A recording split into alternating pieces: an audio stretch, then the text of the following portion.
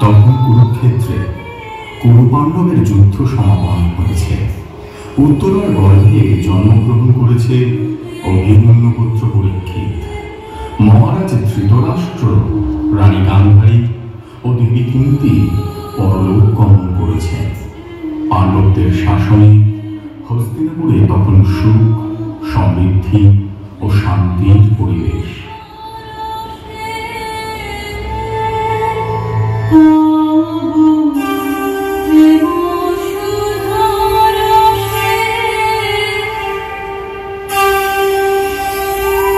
এতদিনে মনে পড়ল এই অধম সখীর কথা। হস্তিনাপুর ও দ্বারকাবোধ করে এখন অনেক দূর হয়ে গেছে। এমনকি এতদিন একটি পত্র পাঠাতে পারেননি আপনি হস্তিনাপুরের উদ্দেশ্যে। কেমন আছেন সখা? দ্বারকাতে সকলে কেমন আছে? এতদিন আপনি আসেননি কেন? একসঙ্গে অনেকগুলো অভিমান ও প্রশ্ন করে ফেললে সখী। দ্বারকাতে সকলে কুশলে আছে। আমার পট্টমহিষী দেবী রুক্মিণী তোমার জন্য কিছু উপহার পাঠিয়েছে। গ্রহণ করো সখী। কি হয়েছে সখী?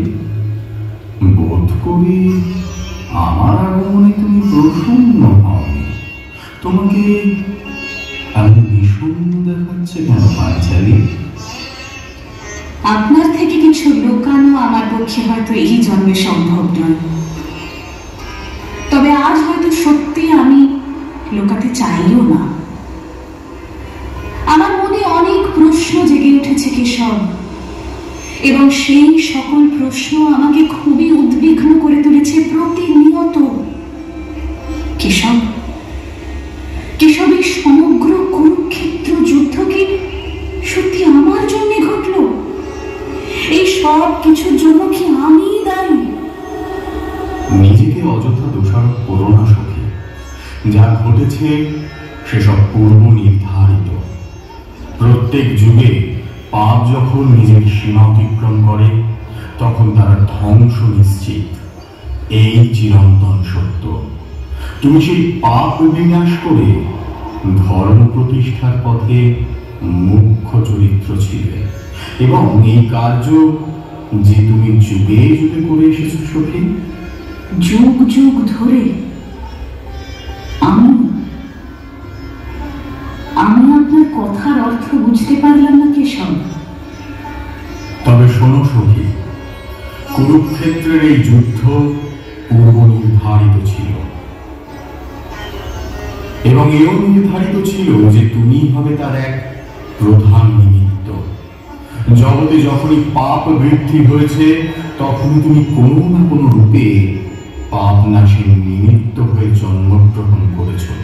কেবল দ্রৌপদী নয়, এর পূর্বে আরো 4 বার জন্মগ্রহণ করেছ তুমি বিভিন্ন রূপে। কেশব, আমাকে আমার সেই সকল জন্মের কথা আপনি সবিস্তারে বলুন। আমি জানতে চাই আমার সকল পূর্ব জন্মের কথা।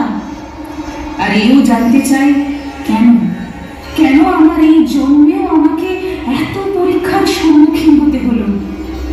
বলুন কেশব, আজ আমি নিজের সকল সত্য জানতে চাই। বেশ, তবে শ্রবণ করো সখী।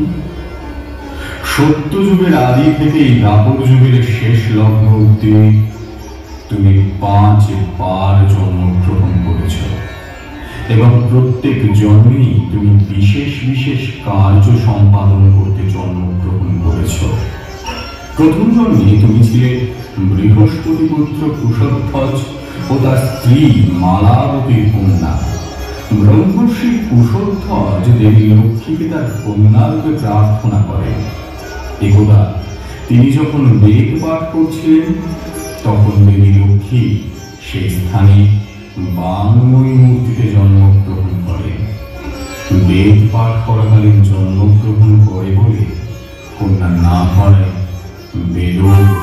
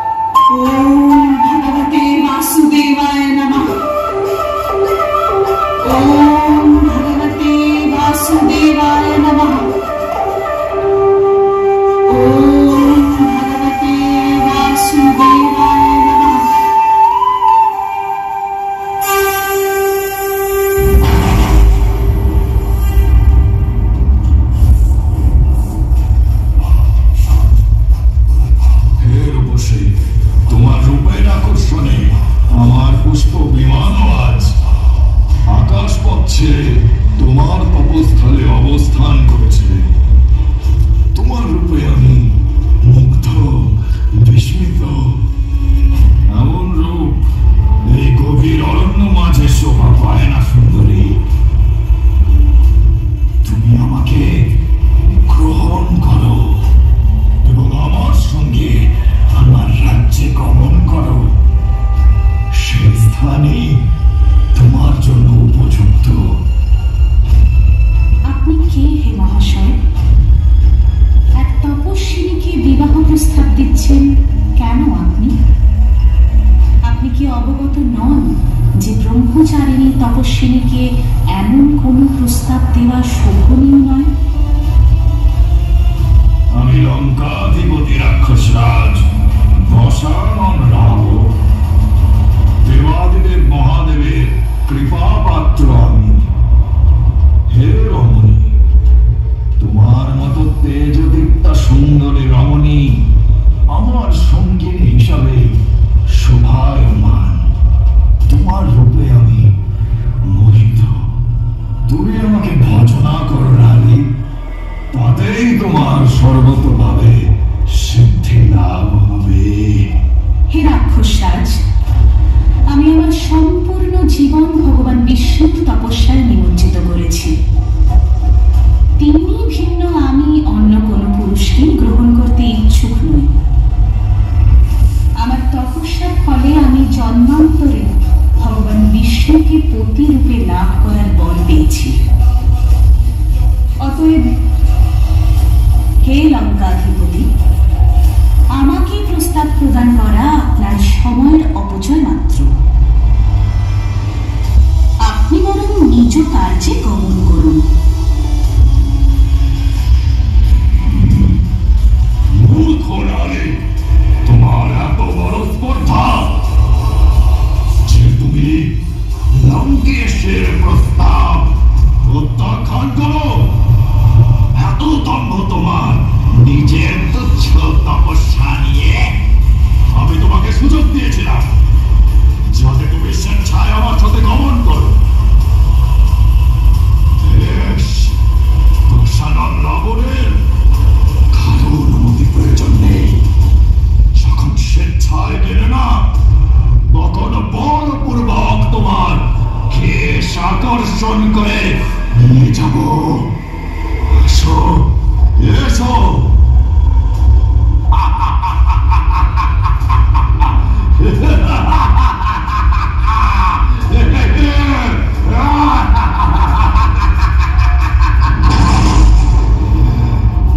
পাপিষ্ঠ রাক্ষস, তোর এত স্পর্ধা যে তুই আমাকে স্পর্শ করিস! এত লালসা তোর নারীর প্রতি! আমাকে স্পর্শ করে আমার দেহ তুই মলিন করে দিয়েছিস। এই দেহ নিয়ে আমি আর আমার ইষ্টর পুজো করতে চাই না। এই দেহ আমি ত্যাগ করব। আমি তোকে অভিশাপ দিলাম রাবণ। যেই নারীদের প্রতি তোর এত লালসা, সেই নারী হবে তোর ধ্বংসের কারণ। আমি আবার জন্মগ্রহণ করব তোর ধ্বংস হেতু। যদি আমি এতকাল সত্যি একাগ্র চিত্তে ভগবান বিষ্ণুর উপাসনা করে থাকি, তবে আমার প্রত্যেক বাক্য সত্য হবে। আর এই মলিন দেহ এই মুহূর্তে ত্যাগ করলাম আমি। ওম ভগবতে বাসুদেবায় নমঃ। ওম ভগবতে বাসুদেবায় নমঃ। ওম ভগবতে বাসুদেবায় নমঃ।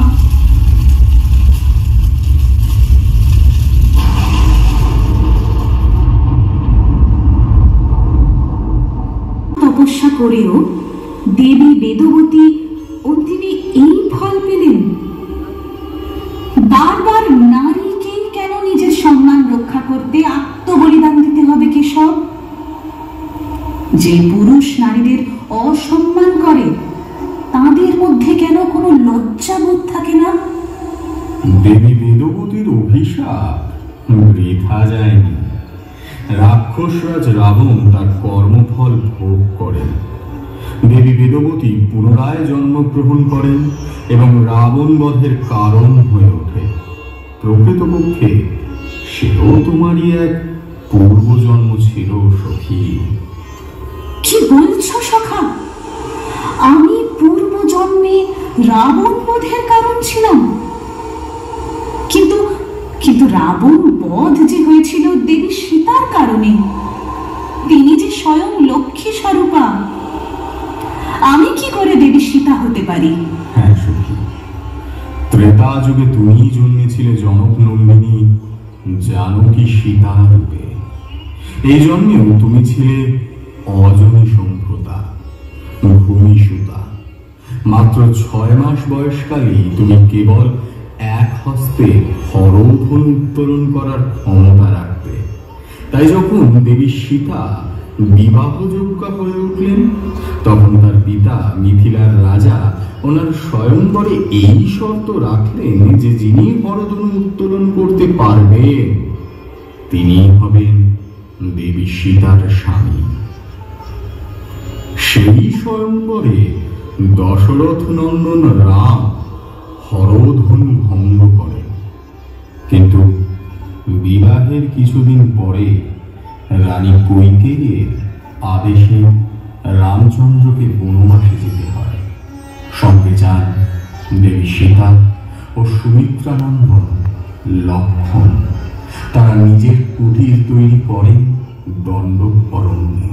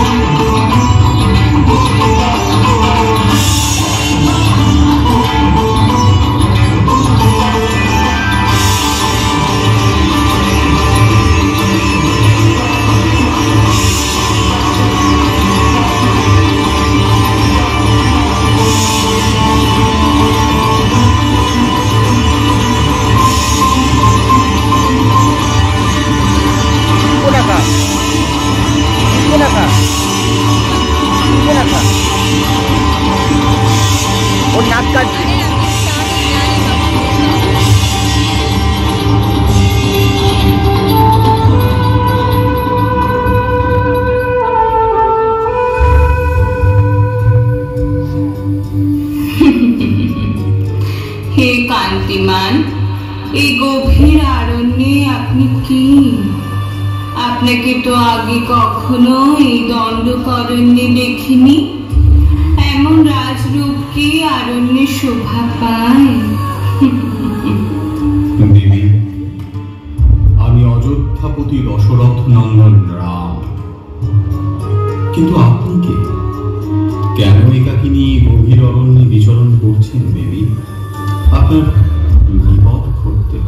ঠিক বলেছেন নয়নাভিরাম, আমি সত্যি বড় একাকিনী। আমাকে সুরক্ষা প্রদান করার কেউ নেই। আমি আপনার মতোই কোনো দিব্যকান্তি পুরুষের অনুসন্ধান করছিলাম। আপনাকে দর্শন করে বোধ করি আমার সেই অনুসন্ধান শেষ হলো। হে পুরুষ শ্রেষ্ঠ, আপনি আমাকে গ্রহণ করুন, আমাকে পরিপূর্ণ করুন আপনার প্রেম ধারায়। আমাকে ক্ষমা করুন হে অপরিচিতা, আমি বিবাহিত এবং এক পত্নীব্রতে ব্রতী। আমি আপনার এই প্রস্তাব গ্রহণে অপারগ। তবে আপনি আমার অনুজ লক্ষণকে প্রস্তাব দিতে পারেন। আমার মতো অপ্সরা তুল্য নারীকে প্রত্যাখ্যান করা আপনার নিতান্তই নির্বুদ্ধিতার পরিচয়। আশা করি আপনার অনুজ আপনার ন্যায় অন্ধ হবে না। হে সৌম্যকান্তি, দৃশ্যত তুমিও তোমার অগ্রজ ন্যায় অতীব রূপবান ও বীর্যবান। তোমাকেও আমার অতীব পছন্দ হয়েছে। হে দিব্য, তুমি আমার প্রতি প্রীত হও এবং আমাকে নিজের ভার্যা রূপে গ্রহণ করো। এতে তোমারই লাভ হবে। হে দেবী, আপনাকে আমি সম্মান করি, তবে আমি পূর্ব হতেই বিবাহিত। মিথিলা রাজকন্যা উর্মিলা আমার অর্ধাঙ্গিনী। তো কি হয়েছে, পুরুষ তো বহু বিবাহ করতে পারে। আপনিও সেই ন্যায় আমাকে বিবাহ করুন। আমি লঙ্কাধিপতি রাবণের একমাত্র ভগিনী। আমি চাইলে আমার ভ্রাতা তোমাকে স্বর্ণ মাণিক্য এমনকি রাজ্য দিয়ে বিভূষিত করবে। আমাকে গ্রহণ করলে তুমি সর্বতোভাবেই লাভবান হবে। বনবাসীকে লোক দেখাচ্ছ রমণী, সে প্রবৃত্তি আমার নেই এবং তৎপরে আমি আর কাউকেই বিবাহ করতে ইচ্ছুক নয়।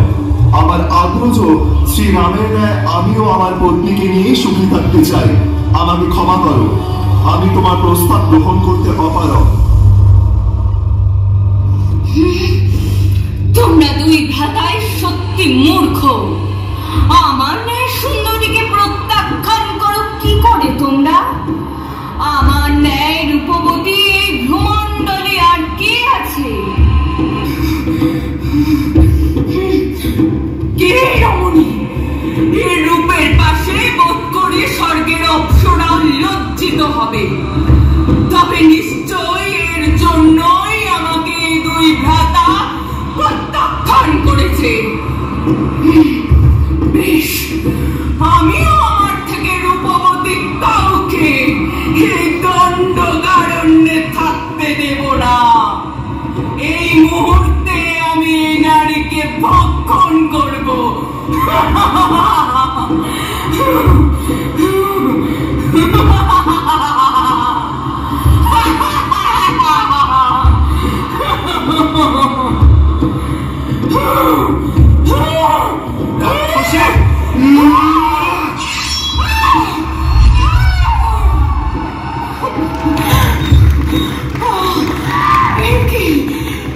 কি সর্বনাশ করলে আমার!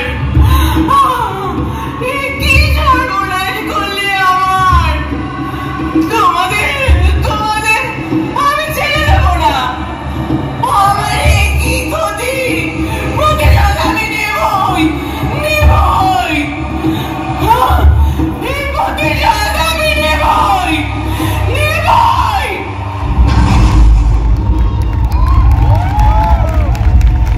নিজের কাটা নাসিকা ও ওষ্ঠ নিয়ে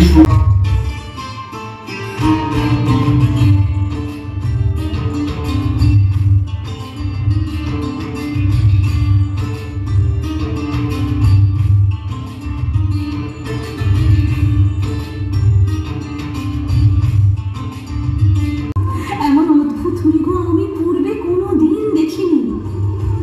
স্বামী, আপনি দয়া করে সেই মৃগকে আমার কাছে এনে দিন, আমি তাকে পোষ্য করব। কিন্তু প্রিয়তমা, স্বাধীন চিত্ত প্রাণী জঙ্গলে জঙ্গলে বিচরণ করে, এমন প্রাণীকে বন্দি করা কি উচিত হবে প্রিয়ে? সে আমার কাছে উত্তম থাকবে প্রভু। আপনি আপত্তি করবেন না স্বামী? বিলম্ব করলে যদি সেই মৃগ বনমধ্যে হারিয়ে যায়? আপনি এক্ষুনি যান, আমার এই ইচ্ছে পূরণ করুন রঘুনাথ। স্ত্রীর ইচ্ছা স্বামীকে অপূর্ণ রাখি কি করে? বেশ, আমি যাচ্ছি। লক্ষণ, যতক্ষণ না আমি ফিরে আসছি তুমি বধূমাতার সুরক্ষা নির্ণয় করো।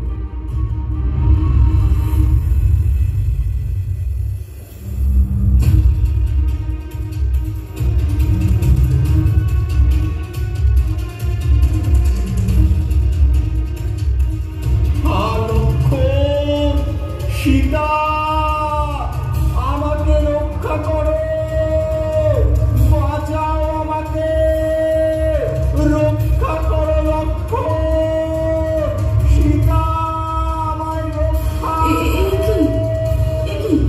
এই যে রঘুনন্দনের কণ্ঠস্বর, তিনি আর্তনাদ করছেন কেন? লক্ষণ, লক্ষণ, তুমি এক্ষুনি যাও, শীঘ্র দেখো কি হয়েছে। আমার যে বড্ড ভয় করছে। কিন্তু বধূমাতা, আগ্রত যে আদেশ দিয়ে গেলেন তিনি না ফেরা অব্দি, যাতে আমি আপনার সুরক্ষা নির্ণয় করি। আমি এই স্থান ত্যাগ করলে যদি আপনার কোনো ক্ষতি হয়, আর ভ্রাতারাম বীর তিনি তারকা রাক্ষসীকে একা বধ করেছেন, নিজেকে রক্ষা করতে তিনি সক্ষম, তার কোনো বিপদ হতে পারে এমন আমি বিশ্বাস করতে পারি না বধূমাতা। লক্ষণ, তুমি যদি আর এক মুহূর্ত বিলম্ব করো, আমি এই বিশ্বাস করব যে তুমি নিজ ভ্রাতার ক্ষতি চাও এবং সেই জন্যই তার রক্ষা করতে তুমি অনিচ্ছুক। বধূমাতা, আপনি কি বলছেন? এই কথা শ্রবণ করা আমার পাপ। আপনি কি ধর্ম সংকটে ফেললেন? বেশ, আমি যাচ্ছি, তবে যাওয়ার পূর্বে আমি আশ্রমের বাইরে এই সুরক্ষা রেখা অঙ্কন করে গেলাম। কোন পরিস্থিতিতেই আপনি এই রেখা অতিক্রম করবেন না। প্রণাম। মা, তোমার পরিবারের মঙ্গল হবে। হে ব্রাহ্মণদেব, আপনি কিঞ্চিত অপেক্ষা করুন, আমি দান সামগ্রী প্রস্তুত করে নিয়ে আসছি।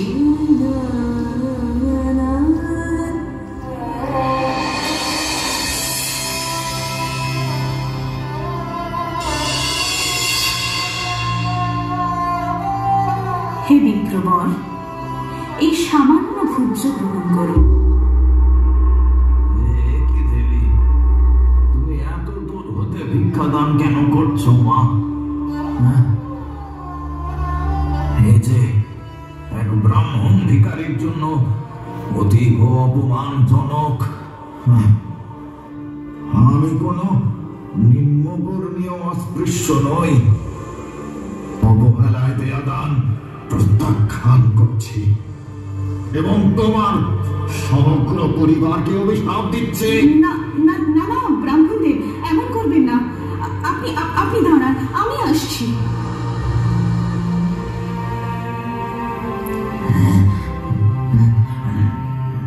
দাও মা, দাও। তোমার কল্যাণ হোক, কল্যাণ হোক।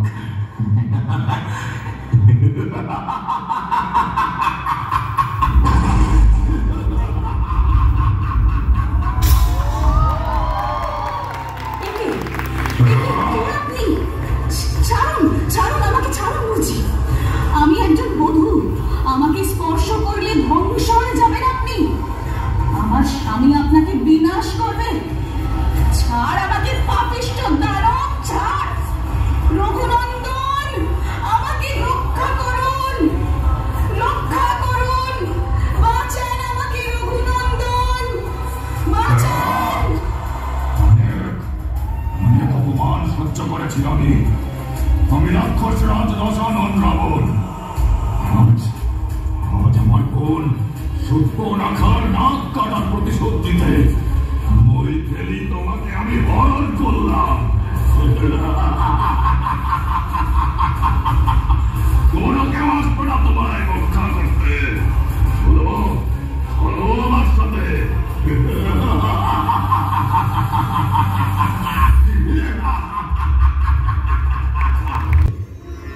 আমার তৃতীয় জন্মে আমি কে ছিলাম কেশব?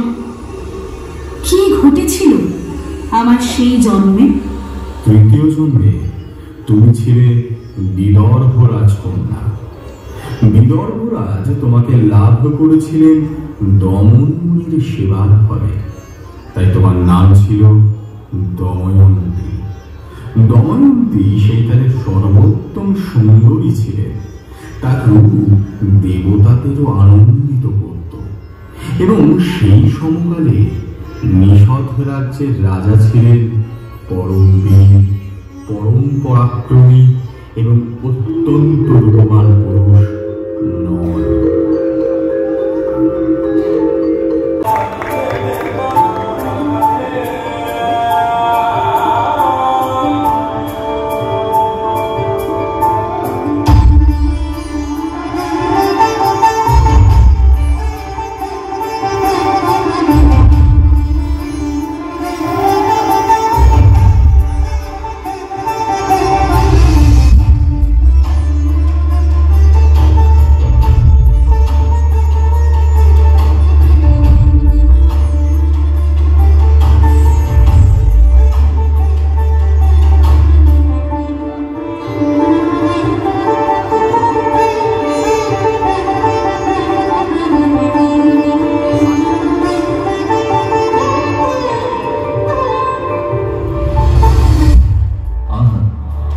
কি সুন্দর এই কনকবর্ণ হংস! এমন অপরূপ মায়াবী হংস তো আগে কোনোদিন দেখিনি। এমন বিচিত্র সুন্দর প্রাণী নিষদের প্রাসাদেই মানায়।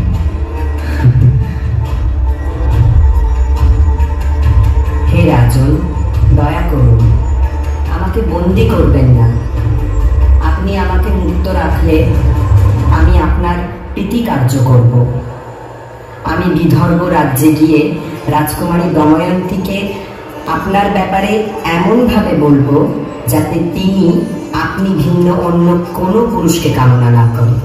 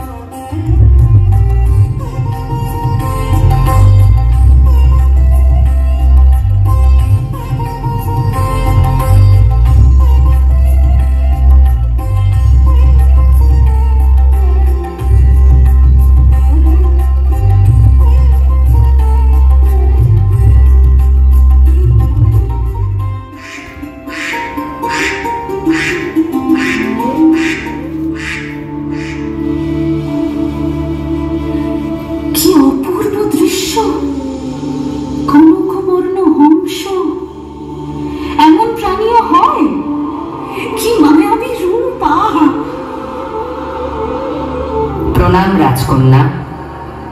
আমি সমগ্র জগৎ ভ্রমণ করেছি, তবে আপনার চাইতে সুন্দরী কোনো নারী দর্শন করিনি।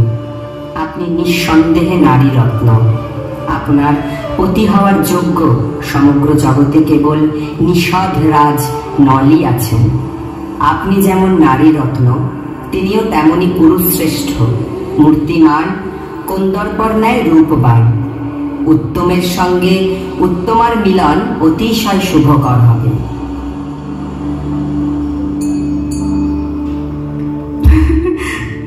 নিষদরাজের গুণগান আমি পূর্বেও শুনেছি। তিনি নিঃসন্দেহে শ্রেষ্ঠ।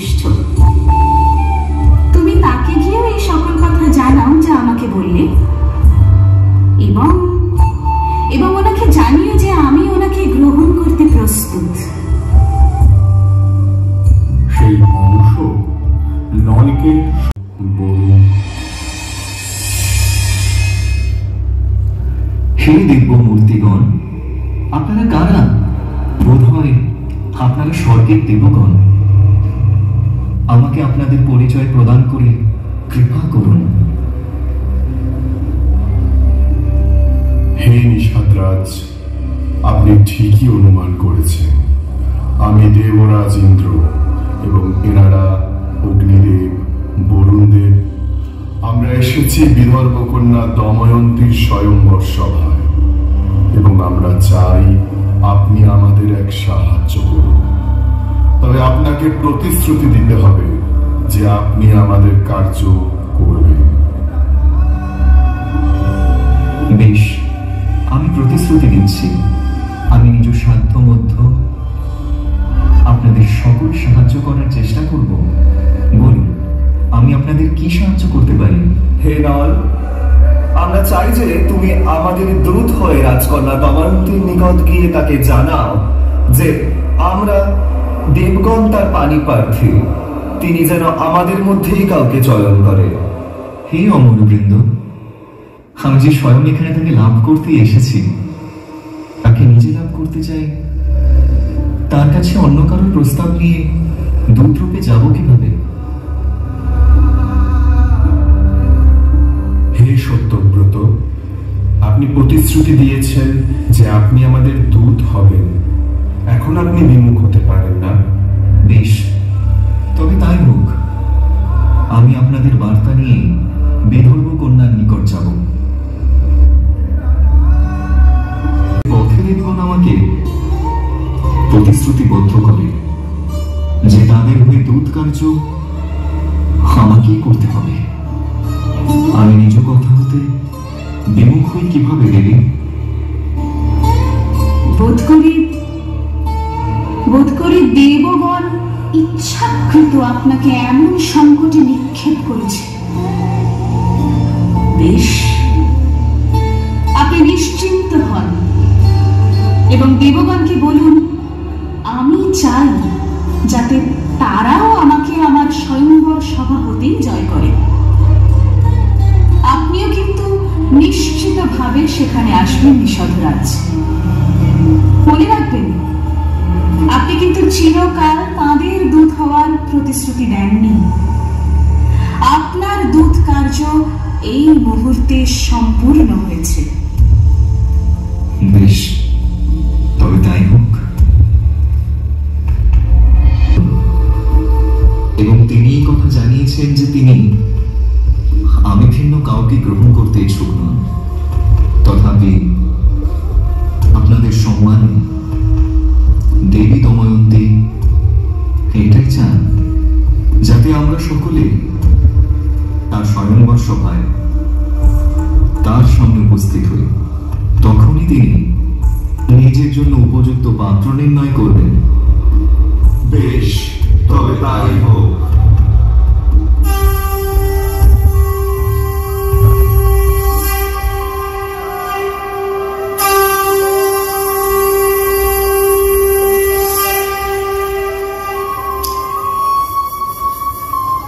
দময়ন্তী দেখে একসঙ্গে 5 জন নর সভায় উপস্থিত। হে দেবগণ, আমি জানি আপনারা রাজা নলের রূপ ধারণ করে আমার পরীক্ষা নিচ্ছেন। কিন্তু হে দেবগণ, হংসদের বাক্য শুনে নিষাদ রাজাকে পতিত্বে বরণ করেছি। আমার সেই সত্য যেন রক্ষা পায়।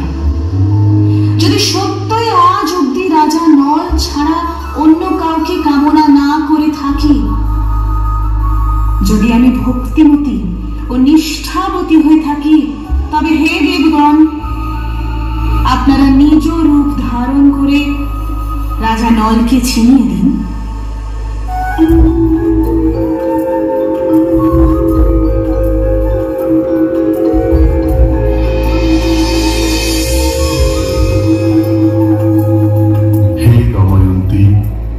পবিত্র সতী রমণীর প্রার্থনা উপেক্ষা করার ক্ষমতা আমাদের নেই। তুমি দেবগণকে উপেক্ষা করে মানবকে গ্রহণ করে প্রমাণ করেছ যে তুমি নির্লোভ। আমি তোমাদের বর দিলাম, তোমরা উত্তম সন্তান লাভ করবে এবং রাজা নল যখনই কোনো যজ্ঞ করবেন আমি তাতে প্রত্যক্ষভাবে উপস্থিত থাকবো।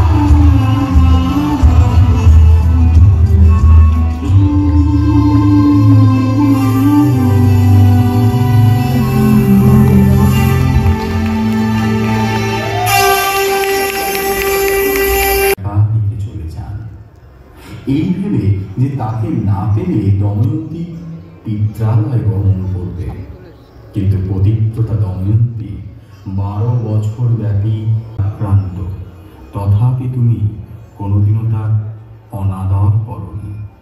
পরমা রূপবতী হয়েও কোনোদিনও তোমার মনে দ্বিতীয় পুরুষকে নিয়ে কোনো কামনা ছিল না। কিন্তু দেহ ত্যাগ করার পূর্বে মৌদকুল্য মুনি তার স্ত্রীকে এক বিশেষ আদেশ দিয়ে যান। কাল প্রায় আগত দেবী, তোমার আয়ু এখনো বাকি। নিজের অর্ধ জীবন তুমি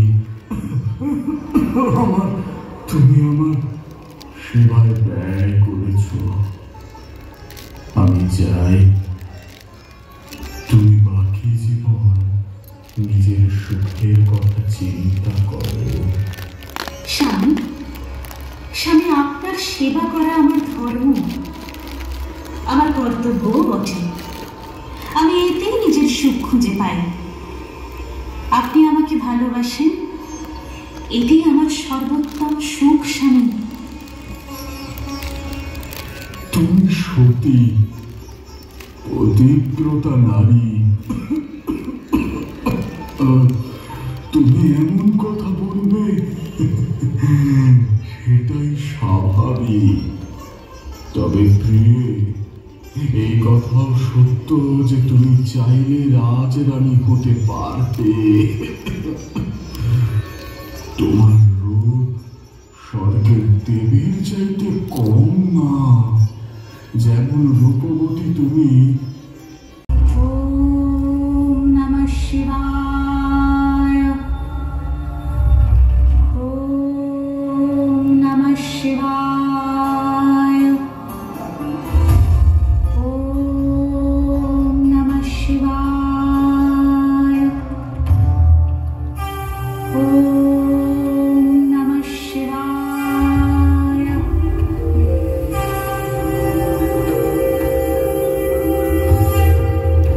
চক্ষু মিলিত করো নরজানি, তোমার তপস্যা পূর্ণ হয়েছে। তোমার তপস্যায় আমি প্রসন্ন হয়েছি। বলো, কি করছো? আপনার দর্শন পেয়ে আমার জন্ম সার্থক হয়েছে হে প্রভু। আমি সত্যই জানি না এর চাইতে উত্তম আর কি চাইতে পারি আমি। হে সতী, আপনার তপস্যা পূর্ণ হয়েছে, অতএব তার ফলস্বরূপ বর প্রার্থনা করা আপনার অধিকার। নির্দ্বিধায় বলুন, কি চান? হে দেবাদিদেব, আমার স্বামী মৌদগুল্য মুনি চেয়েছিলেন আমি যেন আপনার কাছে নিজের জন্য উত্তম স্বামীর বর প্রার্থনা করি। আপনার সকল ইচ্ছে আমি নিশ্চিতভাবে পূর্ণ করব। তবে আপনি আমাকে সেই বলে দিন প্রভু, জন্মান্তরে আমি যেন এমন স্বামী লাভ করি যে সত্যবান, বলবান, গুণবান, রূপবান এবং বুদ্ধিমান। ভদ্রে, আপনি যে সকল গুণযুক্ত স্বামী প্রার্থনা করেছেন, সেই সকল গুণ কোনো এক ব্যক্তির মধ্যে থাকা সম্ভব নয়। তবে আপনার ইচ্ছে আমি অপূর্ণ রাখবো না। আমি বর দিচ্ছি দেবী, পরজন্মে আপনি 5 জন স্বামী লাভ করবেন। আপনি হবেন পঞ্চস্বামীর স্বামিনী। আপনি হবেন দাপর যুগে যুগান্তরকারী, পরিবর্তনের মূল কান্ডারী। কল্যাণ মস্তু।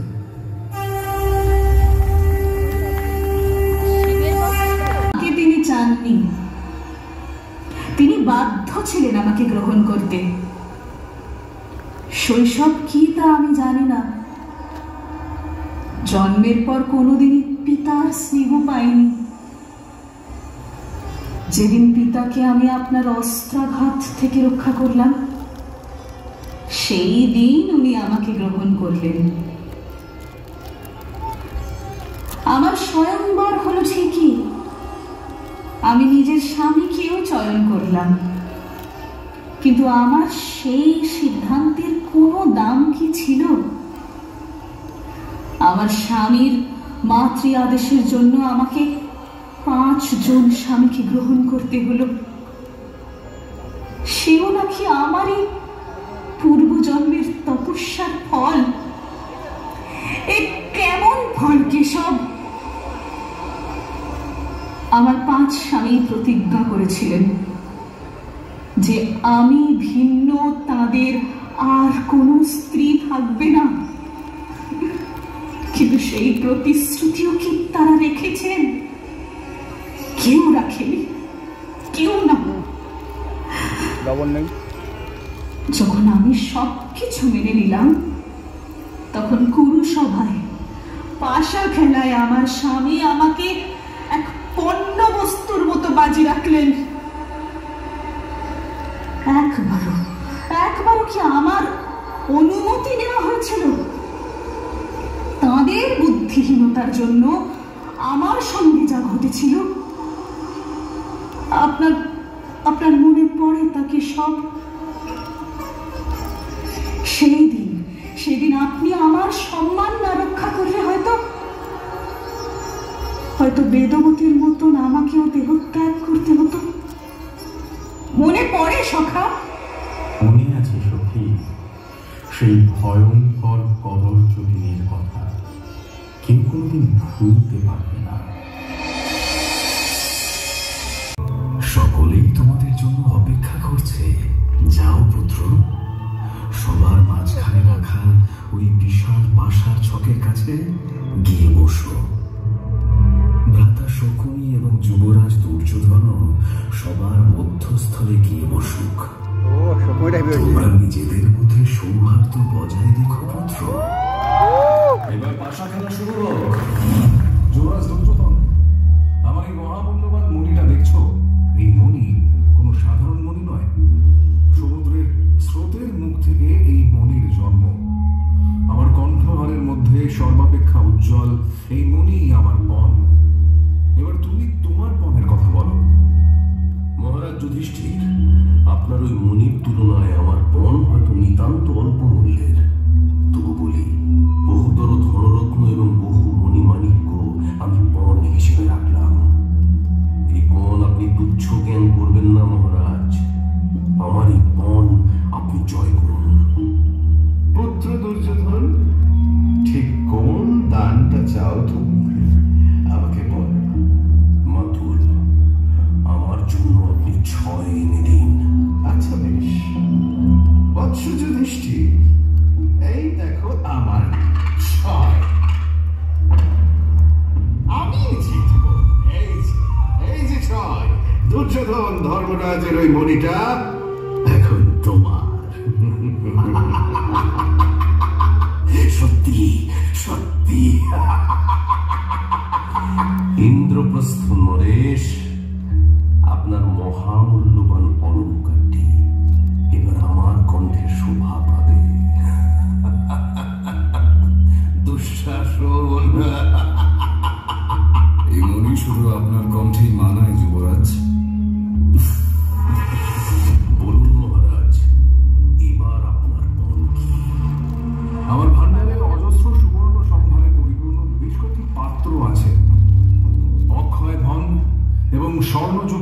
রাজকোষ আছে আমার, সেই সব ধনরত্নই আমি আমার পণ হিসেবে রাখলাম।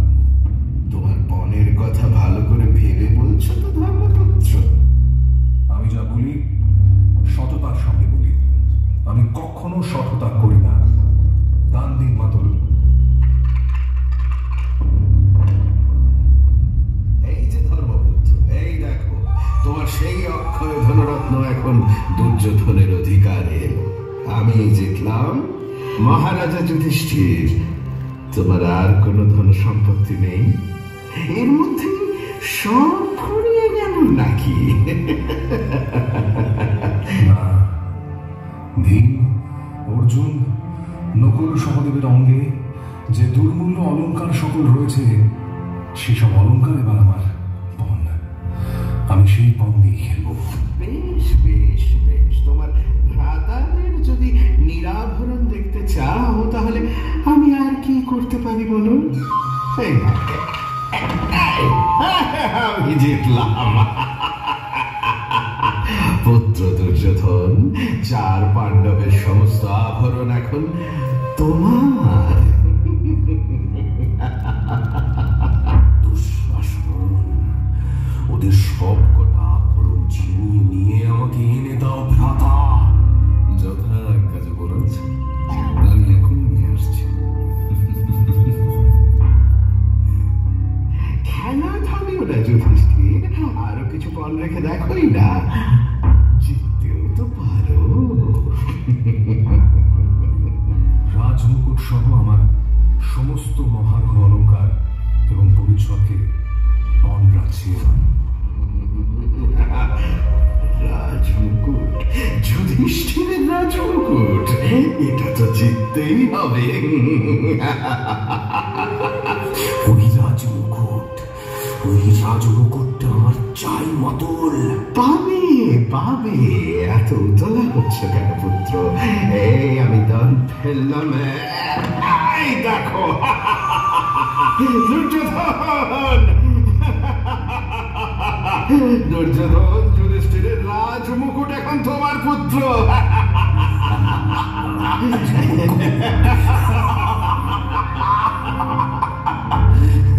দুঃশাসন, মহারাজ যুধিষ্ঠিরের মাথা থেকে ওই মুকুটটা খুলে নিয়ে এসো। যা যা যা যা যা, মুকুটটাও গেল। তোমার তাহলে আর কি রইল যুধিষ্ঠির? ইন্দ্রপ্রস্থের রাজ চক্রবর্তী যুধিষ্ঠির। বলো বলো বলো বলো, এবার কি দেবে তুমি? তোমার আরো ধন সম্পদ বাকি আছে যে, সেই ধন বাকি রেখে তুমি নিজেকে পণে হারলে কি করে? আত্মপরাজয় আসলে পাপ, এ কথা তুমি জানো না ধর্মপুত্র? না না সুবর্ণনন্দন, আমার পণ রাখার মতো সত্যি আর কিছু বাকি নেই। ভুল কথা বলছো ধর্মপুত্র, কিংবা তুমি নিজেই ভুলে গেছো বোধহয়। তোমার প্রিয়তমাকে তো মনে রাখলে না? পাঞ্চাল নন্দিনী দ্রৌপদী, এখনো যে তিনি বাকি রয়ে গেলেন। তোমার ভার্যাকে পণ রেখে একটা দান জয় করতে পারলেই কিন্তু তুমি নিজেকে মুক্ত করে নিতে পারবে ধর্মরাজ। বেশ, তবে তাই হোক।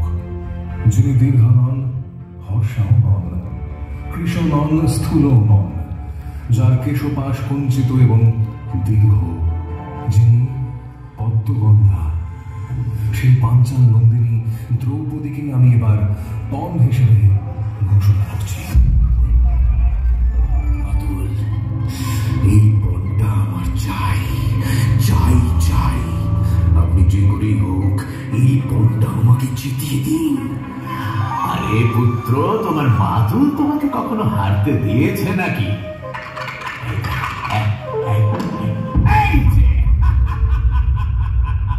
এই পণটাও আমি জিতলাম দুর্যোধন। পাঞ্চাল নন্দিনী দ্রৌপদীকেও আমরা জিতে নিলাম। অভিনন্দন মিত্র, স্বসাগরা ধরনী এখন শুধু তোমার। পৃথিবীর সর্বোত্তম সমস্ত রত্নই তোমার অধিকারে এলো। তুমি এখন সকলের প্রভু। পঞ্চপাণ্ডব আর ওই ধ্রুপদ কন্যা দ্রৌপদীরও প্রভু তুমি। তোমাকে সাধুবাদ জানাই মিত্র। এই দিনটার প্রতীক্ষাতেই তো ছিলাম মিত্র। আজ সত্যি আমার আনন্দের কোনো সীমা নেই। তোমার শুভেচ্ছা ছাড়া এই বিরাট জয় কোনোদিন সম্ভব হতো না। অঙ্গরাজ, আমার বিজিত সবকিছুতেই তোমারও সমান অধিকার আছে মিত্র। দুঃশাসন, শোনো ভ্রাতা, এবার তুমি নিজে যাও। যারা আমাদের দাস তাদের কখনো ভয় পেতে নেই। দাসেরা আমাদের কোনো ক্ষতি করতে পারবে না। তুমি গিয়ে দ্রৌপদীকে ধরে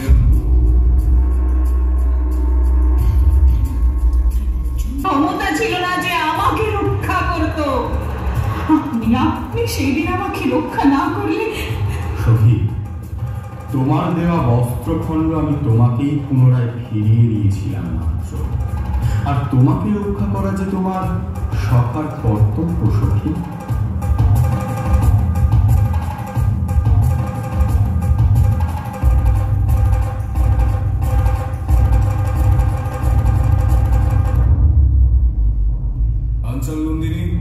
ধর্মই আমাদের আশীর্বাদ করবে।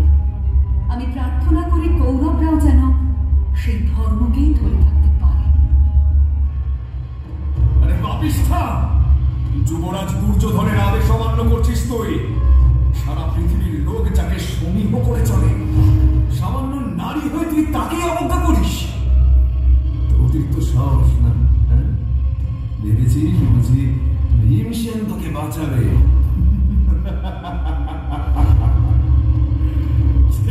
সেই পাহাড়ের মতো প্রকাণ্ড ভীমসেনও আমাদের দাস হয়ে আছে। বুঝিস আমার কথা? হ্যাঁ, ভীম এখন দুর্যোধনের দাস। হ্যাঁ, দুর্যোধনের দাস। বাঁচাবার কেউ নেই এখানে। চল আমার সঙ্গে। সম্মানের সঙ্গে যখন যাবি না, তখন দাসের মতোই তো চুল ধরে টানতে টানতে সবাই নিয়ে যাবে। এবার চল।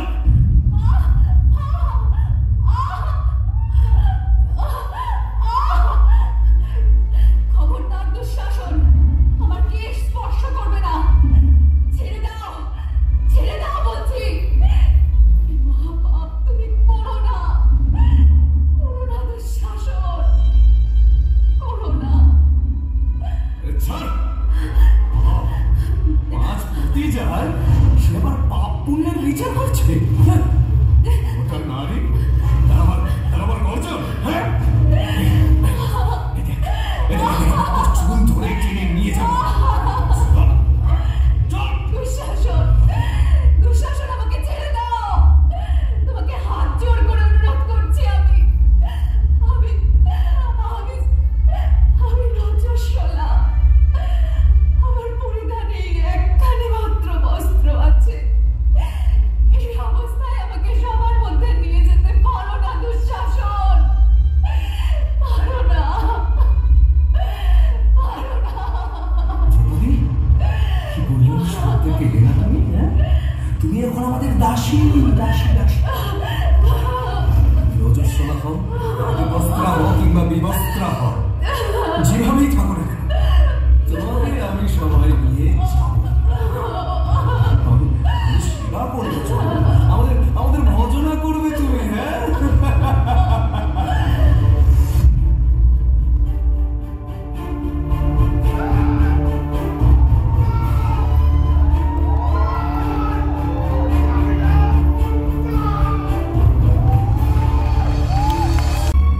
দেবরাজ ইন্দ্র এবং সমস্ত দেবতারাও যদি তোর সহায় হন, তবু ওই 5 রাজপুত্রের হাত থেকে তোর নিস্তার নেই। ওরা তোকে ক্ষমা করবেন না। দুঃশাসন, দুঃশাসন, তুই শুনে রাখ, ধর্মপুত্র কোনো অধর্ম করেননি। যে ধর্মকে ধারণ করেন তিনি, সে ধর্ম অতি সূক্ষ্ম। সেই ধর্মকে নিপুণভাবে না জানলে তার বিচার করা যায় না। তাই আমি তার কোনো দোষের কথা উচ্চারণ করতে পারবো না। তবে তুই দুঃশাসন,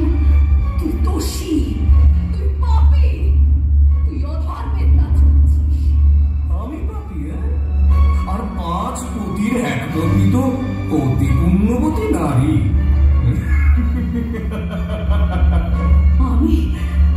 আমি রজস্বলা, তবুও এই ভরা সভায় গুরুবংশীয় এই মহাবীর পুরুষদের সামনে আমাকে আকর্ষণ করে নিয়ে এলি তুই। অন্যায়ের ক্ষমা তুই কখনো পাবি না দুঃশাসন। আর এই সভা, এই যে গুরুবংশের শৌর্য বীর্যে ভরা যে ধর্মপ্রাণ মহাত্মারা এখানে বসে আছেন, তারা সকলে নীরব কেন? কেন কেন একজন ওই পাপ কাজের কোনো নিন্দা করছেন না? তবে কি সকলেই দুঃশাসনকে সমর্থন করছেন? ভারত বংশের ধর্ম কি তবে লোপ পেয়েছে? ধার্মিক ক্ষত্রিয়দের চরিত্র তবে নষ্ট হয়ে গেল? কৌরব কুলের মর্যাদা লঙ্ঘন হচ্ছে?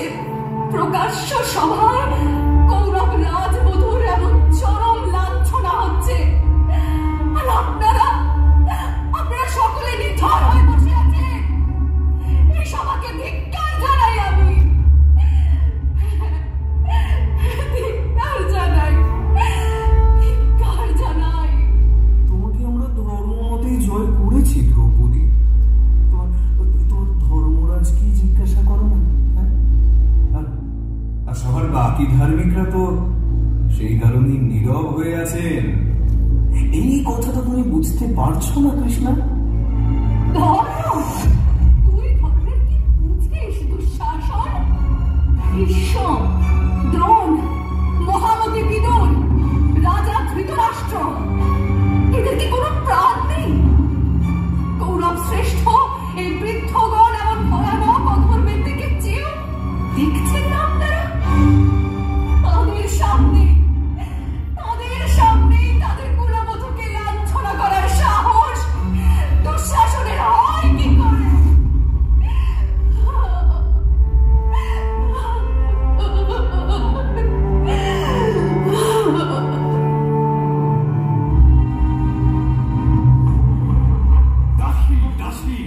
কৌরবদের দাসী যুবরাজ দুর্যোধন, একে আপনার সেবার কাজে নিযুক্ত করুন।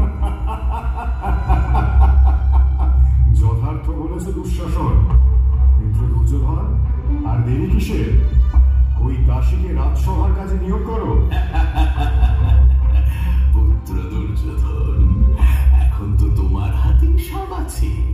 তুমি তোমার ইচ্ছা মতো নির্দেশ দাও পুত্র। বেদে স্ত্রীলোকের একজন মাত্র স্বামীর কথা বলা আছে, সেখানে দ্রৌপদীর পঞ্চস্বামী। তাহলে ধর্মের চোখে দ্রৌপদী কি হলেন? বেশ্যা। হ্যাঁ, দ্রৌপদী একজন বেশ্যা। তাই তিনি এক বস্ত্রা বা বিবস্ত্রা যাই হন না কেন, তাকে সভায় টেনে আনাটা কোনো ভুল নয়। শোনো দুঃশাসন, তুমি পঞ্চপাণ্ডব বা দ্রৌপদীর বস্ত্রগুলো হরণ করো তো।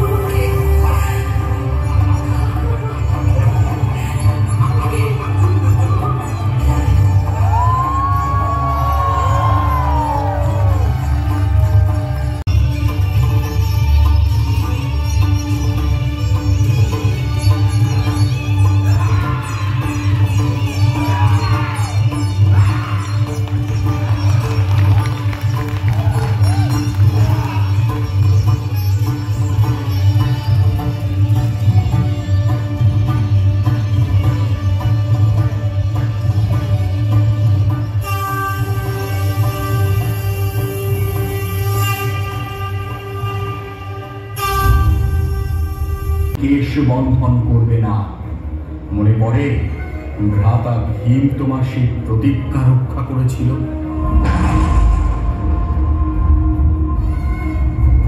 আমার হাত থেকে রক্ষা ওই পাপাত্মা দুঃশাসনের প্রাণ না নিয়ে আমি কিছুতেই ক্ষান্ত হব না। আজ আমাকে কেউ রোধ করতে পারবে না। দুষ্ট দুঃশাসন, আজ আমার প্রতিজ্ঞা পূর্ণ করব। এই দেখ, জগতে যত উত্তম পানীয় রয়েছে তাদের সকলের চেয়ে সুস্বাদু পানীয় পান করলাম আজ। পাপাত্মা দুঃশাসন, মৃত্যু এসে তোকে নিস্তার দিল বলেই তুই আজ রক্ষা পাতিষ্ঠ। আমাকে যেমন গরুটা গরুটা বলে ব্যঙ্গ করেছি, আজ তেমন স্বরে ব্যঙ্গ করে দেখা দুঃশাসন।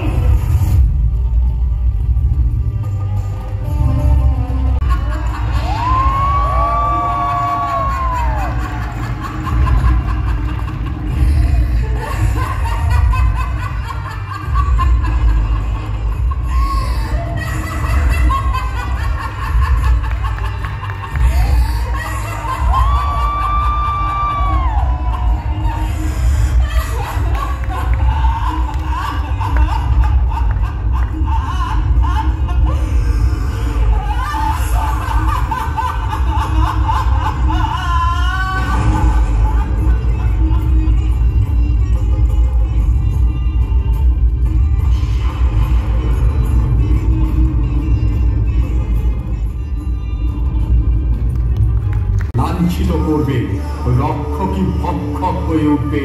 কলির নিয়মে তখন দ্রৌপদীর রক্ষা করতে আর কৃষ্ণ আসবে না সখী। ধর্ম রক্ষা করতে আমি যেমন হাতে তুলেছি সুদর্শন চক্র, তখন এই সমাজের সকল দ্রৌপদীকে নিজের রক্ষার হেতু নিজের